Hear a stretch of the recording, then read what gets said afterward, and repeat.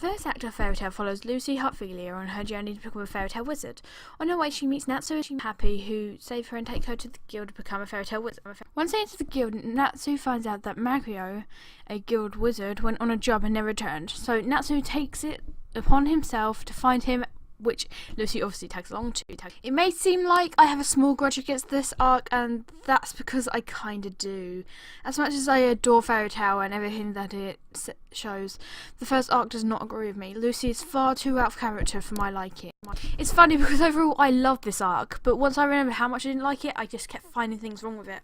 The feature that gets me the most is that the writers portray Lucy as a blonde bimbo and not the smart, charismatic, logical thinking wizard she really is, even though at moments that side of her shines out. This also comes into effect when Lucy doesn't let Natsu explain that he is actually a fairy tale wizard, which she could have used instead of going through all the pain of getting kidnapped and being saved by him and then eventually finding out that he was a fairy tale wizard. Another issue I have with this is that you find out that Lucy is completely obsessed with fairy tale and she reads all the magazines, everything to do with them, yet she didn't know Natsu was the original salamander. That was weird. I don't know if it was just me, but to find out that she was completely obsessed with this guild and then find out that she doesn't actually know who Natsu is, even though he's one of the most famous wizards in the guild, you know, it kind of doesn't make much sense.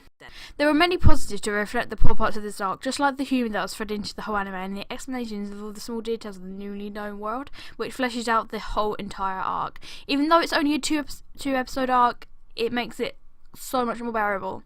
Natsu is by far one of my favourite male characters in Fairy Tale. He has a pure heart and so much rage. Even though this early on we only see Natsu for a little while, we can see that he is for the good and not for the bad. He loves to defend what is right and go against what is wrong, and he also does whatever he can to defend his fellow guild members as they are his family.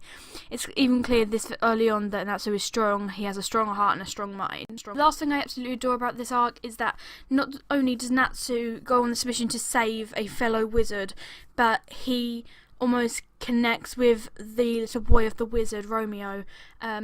Romeo's left alone because his dad went on a mission, and this connects with Natsu because Natsu had no father figure.